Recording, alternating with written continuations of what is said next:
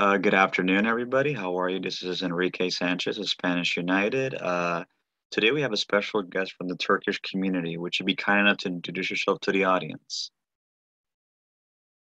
Hello, everyone. Good afternoon. I am honored to be here today with Enric, and my name is Seda. I am, as he said, I'm Turkish, and I live in Chicago. Right now, I'm connecting you from Chicago, and thanks having me.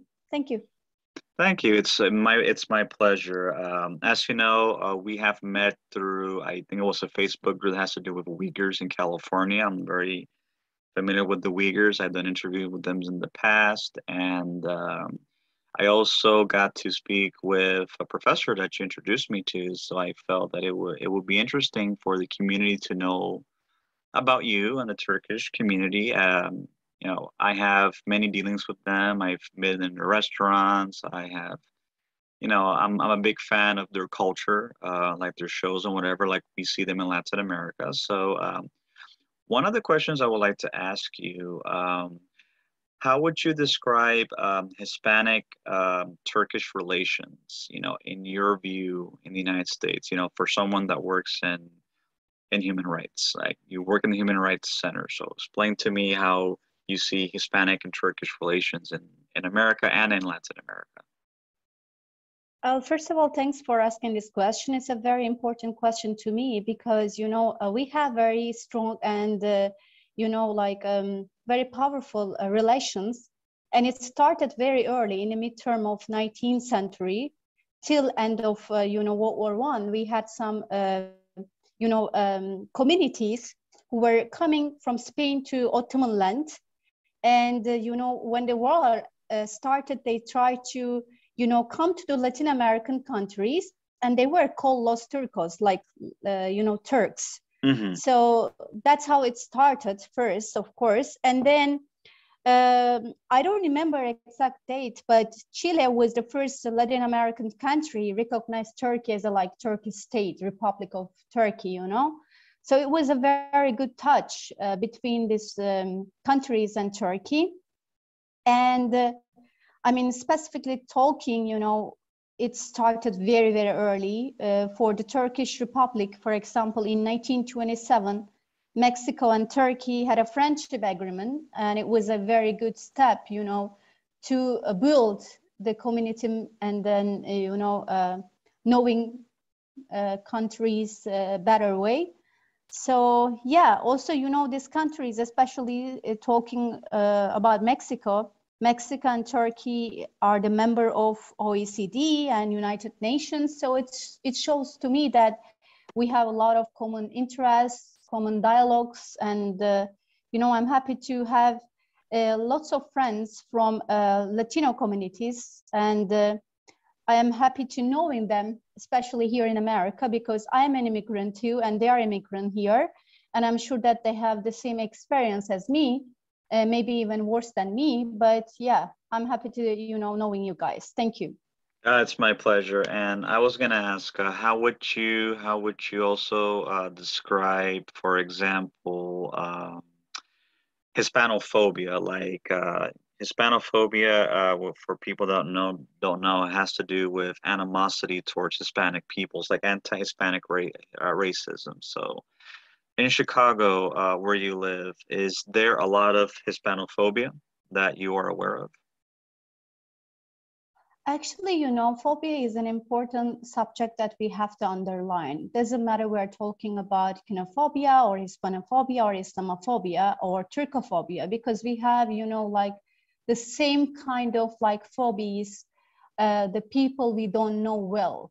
I'm sure that if they know people, if they know better, they will like them. So it's the same thing for us too. I mean, Turks always treated badly in Europe.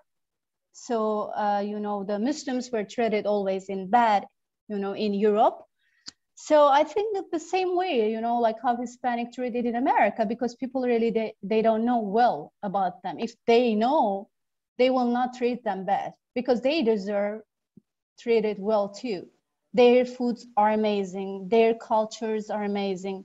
Their, families oriented culture is amazing. So if they don't know well, they will treat bad.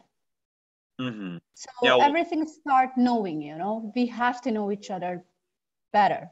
yeah. One thing that I've noticed in Latin America, which I mean in the United States, which is very similar to Europe, is that many people in Europe are very fearful of not only of Turks but also of Muslims that are coming from Europe. I mean to Europe because the European population is declining because people are not having children, while the Muslim um, population is increasing. So a lot of people feel that that the Europeans will become a minority in their own states. It's like similar to in the United States with Hispanics. Like most of the immigrants, legal and illegal, that are coming to the United States are coming from Latin America because of proximity, because Latin America is very close.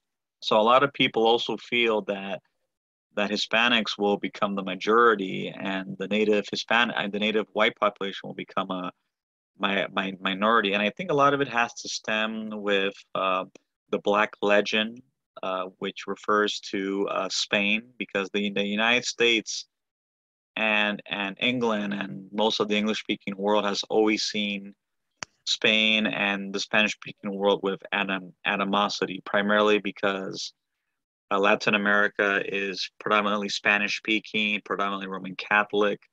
So they were always Yes. seen as more backward, kind of similar to the way the Ottoman Empire was in Europe back in the 16th, 17th century. They were seen as a very backward place, and when the Ottoman Empire was declining, they were known as the sick man of Europe, meaning that it was an empire that was in decline. So I kind of see a parallel between both communities, and I feel that it's very essential and important that both communities of Hispanics and Turks, should work together because we have a lot in common with each other. Like you have a lot of Sephardic Jews that went to the Ottoman Empire after the expulsion of Spain in 1492 that were predominantly Spanish speaking and Ladino speaking, which is a dialect of Hebrew and Spanish. So I feel that Yes. if we can work together for a common cause and a common good, and also educate each other about uh, things that we have in common. Like people don't realize it, but Spain at one time was part of the Muslim world for 800 years, and the Spanish language has a lot of Arabic loan words, and there is a Muslim and Arabic influence in Spain, even though the majority of the population is majority Catholic. So I think that is something that we should see, that doesn't matter where people come from, people are intertwined in some way, either directly or indirectly. So I feel that having talks like this are very important because I feel that it will dispel any animosity or any prejudices or stereotypes that people may have about each other in both communities. So one thing that I do with my community, Hispanic community, is that I encourage them to learn about different people, engage with them, talk with them, try to get out of your comfort zone because you might see that there might be a lot of things that are alike. At the same time, we could borrow the positive things from that community has been more successful and adapt it to our own so that way we could make our communities better, more prosperous, and also healthier. Oh, yeah, definitely. You are totally right. And I honestly believe that, you know, like we have only one word and we live together and we have to learn how to live together in a peaceful environment. Doesn't matter you are Muslim, Christians, you know, Jewish. I really don't, don't look at that like as a problem. I look at it as a richness. Where I'm coming from, we have Christians, we have Jewish, as you mentioned, and they were living, under the Ottoman state, you know, like in a peaceful environment. Of course, sometimes there were some issues, like everywhere, but most of the time they were, you know, like very connected to each other. They were, you know, working together to build strong community. There were mosques near of mosques. There was, like synagogues, near of synagogues, there were church. I'm missing these times, being honest. I never live in an environment like that. But when I hear stories from my, like grandparents, how they were, like treating each other, I'm missing this. You know what I mean? So also, I think everything started also like with the, like diplomatic way. So the countries have to, you know, like open more cultural centers in different countries to let the people know the other cultures. I mean, you know, for example, Turkish Cooperation and Coordination Agency was opened in Mexico in 2015. After this organization's agency, I learned that many Mexicans try to get Turkish classes, art classes, historic classes related to, you know, Ottoman history or Turkic history, which is, you know, like, which is nice. I mean, I wish I had same opportunity when, you know, like we had more opportunity to know each other.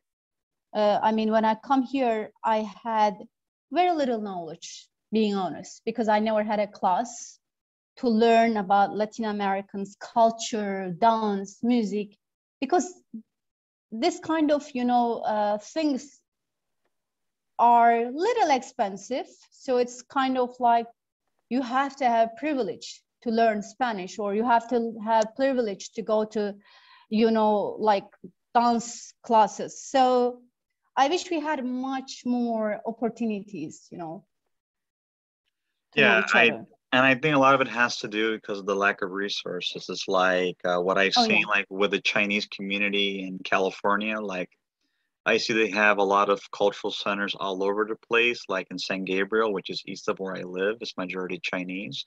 But a lot of it has to do is that the people have the funding and the resources.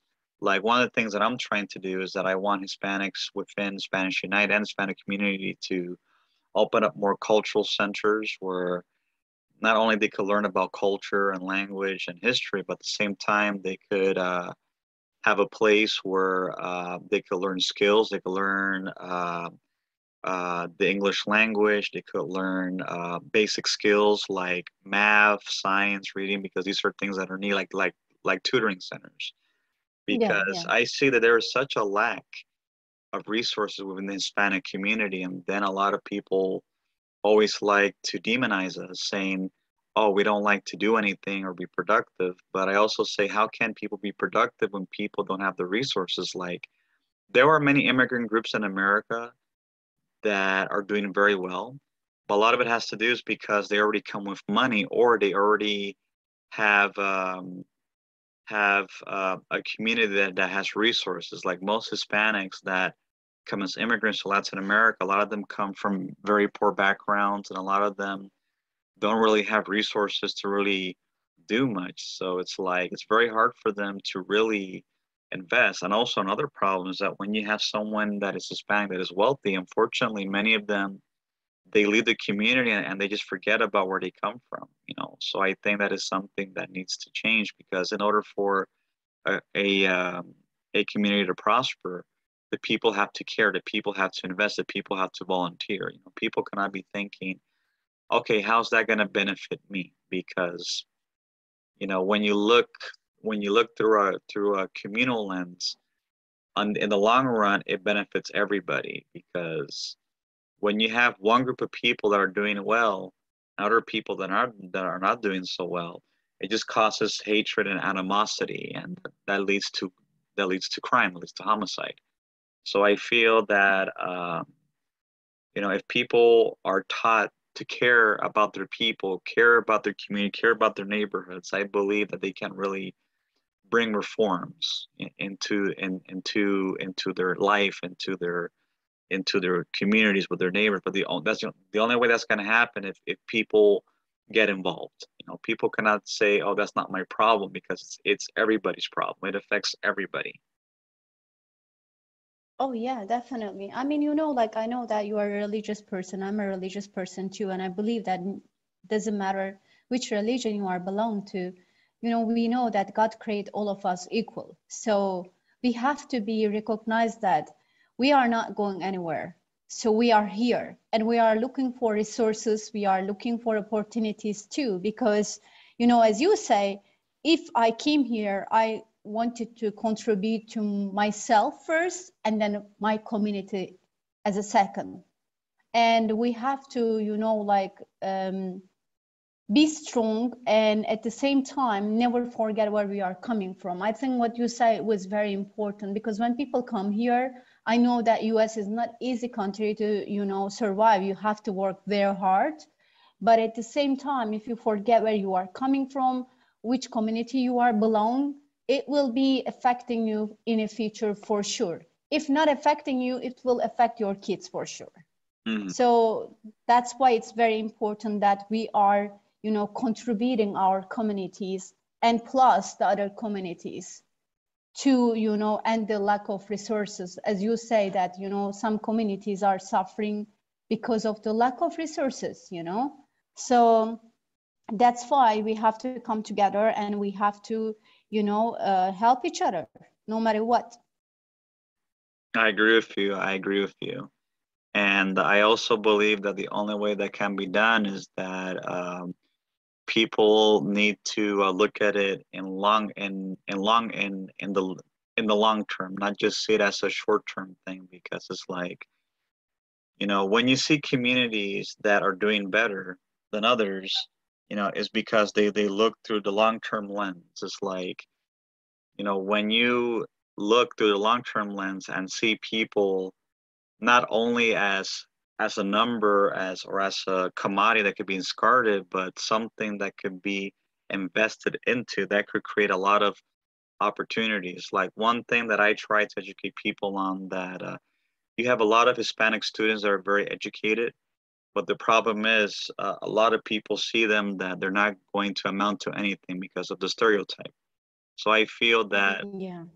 if Hispanics start setting up scholarships, or to try to invest in these students, you know, those students will in turn, when they graduate from college and they move forward, they will feel that they want to give back to the community because somebody cared about them. Like I've had conversations with Hispanic students, and they've told me the reason why I don't care to do better, or I don't care if I finish school or not, is because my teachers don't care about me.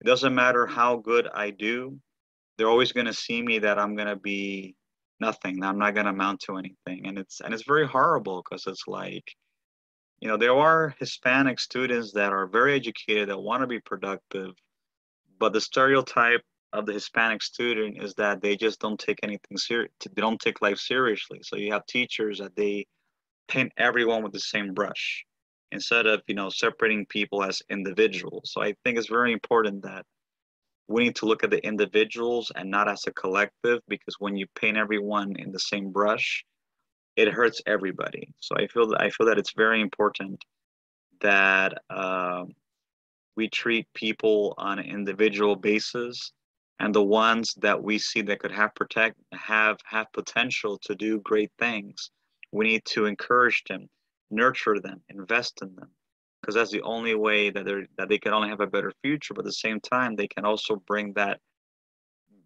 change and that reform to everybody else, but only if people care. So that's why I started Spanish United, because I want people to care about the Hispanic community, not just see us as people that don't matter, but as people that we can achieve a lot of great things, but only if people care. That's the only way people that are Latino are going to move forward, is that people have have to show that people care about them, and they say, hey, yes, you have potential. Yes, you can be something, you know. So I think that's very, very important. Yeah, what you say, I mean, you know, it's very important. Actually, why US is one of the superpower in the world, because it opened the door for immigrants. And every immigrant brings something new, like ideas, background, richness, diversity, you know.